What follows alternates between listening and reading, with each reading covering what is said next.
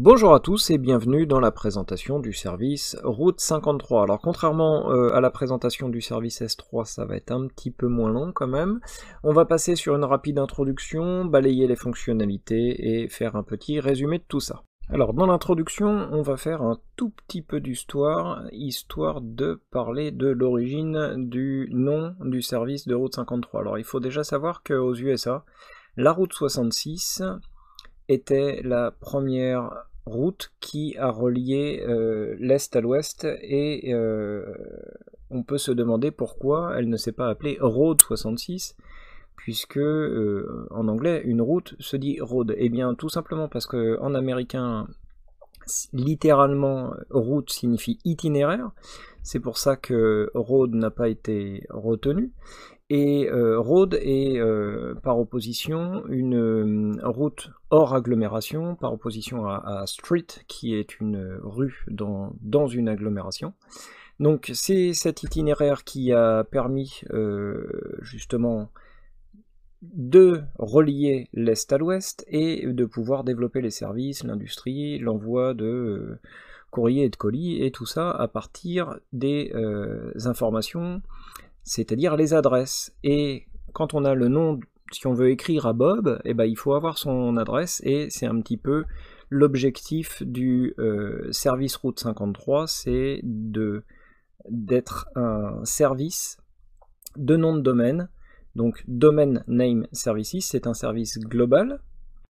C'est un service de haute disponibilité, donc il est géré par AWS, on l'a déjà vu avec S3, CloudWatch, c'est des services qui sont scalable, la mise à l'échelle est automatique. Donc si vous avez une route qui crée un point d'entrée entre votre nom de domaine et vos équipements, même si des millions d'utilisateurs arrivent, le service saura gérer et se mettre à l'échelle automatiquement.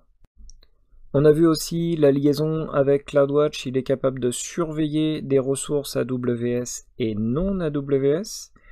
Si vous avez une liaison on-premise, c'est-à-dire une liaison avec votre ancien data center, votre centre de données d'entreprise, et que vous avez des applications métiers critiques, une fois que le lien est établi, vous pouvez renseigner les adresses IP de votre infrastructure et Route 53 pourra surveiller la santé de ces interfaces réseau et donc tenir à jour dans CloudWatch, dans des tableaux de bord, des graphes avec cet indicateur de bonne santé de vos applications.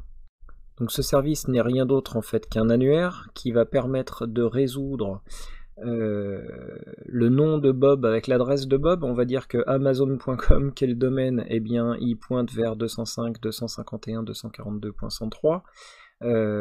Donc ça c'est le DNS qui fait cette résolution, c'est un résolver, et inversement c'est aussi un annuaire inversé. Si on n'a que l'adresse, il est capable de dire à qui ça appartient. Donc là on se rend compte que chez Amazon il n'y a pas qu'une seule adresse IP par service, il n'y a pas qu'un seul service par adresse IP, c'est que en fait ici c'est bien un service S3 qui répond sur cette adresse. Donc on sait que le service S3 a des capacités de web statique, donc on peut imaginer qu'Amazon.com passe par voilà, certaines fonctionnalités des serveurs web statiques S3 pour accueillir les gens. Et donc le port utilisé pour le service DNS AWS, c'est le port 53. Donc maintenant on comprend que l'itinéraire passe par le port 53, d'où le nom Route 53. Alors il utilise les protocoles TCP et UDP. Alors je veux pas me fâcher avec les puristes s'il y en a en termes techniques, parce que d'entendre DNS sur TCP ça peut choquer certaines personnes, mais en fait il faut savoir que le DNS utilise en général UDP, c'est vrai, sur le port 53, oui, mais que la taille des paquets maximales utilisés dans ce cas de figure c'est 512 octets, sauf que si un client répond avec une taille qui dépasse, un paquet qui dépasse cette taille, eh bien on se retrouve à avoir une réponse qui est dirigée vers le port TCP 53 pour des raisons de taille. Et ce cas est rare, il est aussi évité pour des raisons de sécurité. En général, les administrateurs réseau des entreprises configurent leur pare-feu pour bloquer le port 53, donc oui, voilà, mais Je tenais à le préciser parce que par principe ça fonctionne comme ça, un DNS. Alors on a vu que dans la création de nos VPC on avait l'autorisation d'utiliser l'IPv4 et l'IPv6, et également ce service est pilotable via API, et c'est sa grande puissance en fait, c'est vraiment ce qui est principalement notable, c'est que ces appels vont pouvoir être effectués par des applications, donc il va y avoir une grosse capacité d'interaction avec les différents services, avec les différentes applications, et on va pouvoir utiliser tous les processus pour rendre les applications ultra performantes grâce aux appels API. Alors voyons maintenant les fonctionnalités. La première que l'on a déjà vue, c'est un résolveur. Route 53 permet aux ressources de se connecter dans le cloud AWS et aussi avec votre site, votre centre de données d'entreprise. Lorsque vous êtes interconnecté, vous avez la possibilité de surveiller ou même de router des informations directement entre vos ressources. C'est aussi le service qui va gérer le flux de trafic, qui va permettre de diriger les utilisateurs finaux en fonction de plusieurs paramètres comme la proximité géographique, la latence, la bonne santé, etc. Concernant le routage basé sur la latence, eh bien, vous pouvez avoir des ressources réparties un petit peu partout. L'utilisateur, lui, va se retrouver avoir plus facilement accès à certains endroits, donc Route 53 le dirigera directement dessus. On a aussi le routage géographique, donc en fonction, vous pouvez décider que tous les utilisateurs d'un continent ou d'une région, pour l'accès à un service donné, ils le font dans la zone la plus proche de chez eux. C'est aussi un DNS privé pour Amazon VPC, vous avez la possibilité de choisir exactement ce qui se passe sans que vos ressources soient visibles de l'extérieur.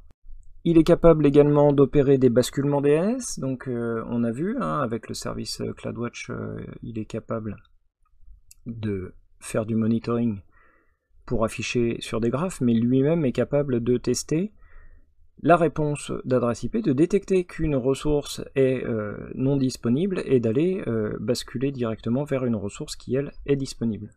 Donc on vient de le voir, c'est bien grâce au contrôle et aux surveillances de l'état de santé des différentes ressources que le service peut opérer ces modifications.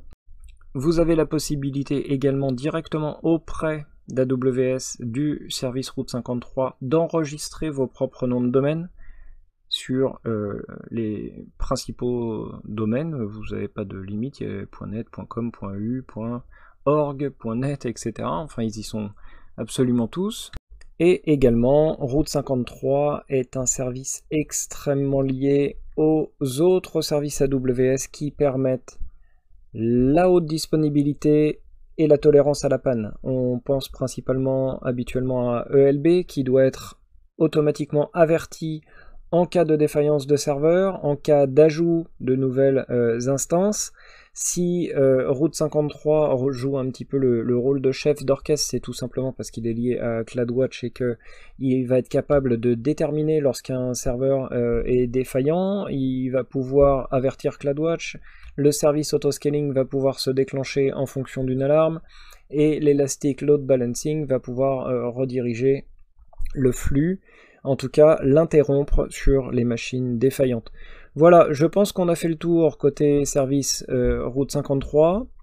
On va passer à un petit résumé rapide de cette présentation. On sait que c'est un système de nom de domaine DNS, qu'il utilise la politique de routage DNS. Il gère le contrôle du trafic de flux, c'est aussi un DNS privé, on est capable d'utiliser des noms de domaine en interne dans notre VPC sans être visible d'Internet. Et donc les utilisateurs peuvent augmenter drastiquement leur performance puisqu'on ne va pas se balader n'importe où. On reste dans notre VPC, dans nos régions, dans notre zone de disponibilité, donc dans notre centre de données, et on optimise le trafic de nos applications. On a aussi la vérification de la santé des systèmes et la bascule dynamique grâce au service Route 53, les enregistrements de noms de domaine et le fameux résolveur de route qui est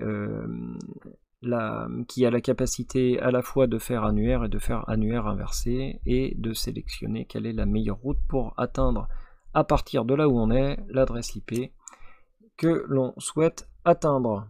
Donc je vous propose comme d'habitude d'aller faire un tour du côté de la console. Donc pour ceux qui ont le temps, nous allons passer à la pratique. Pour ceux qui n'ont pas le temps, eh bien je vous dis à très bientôt.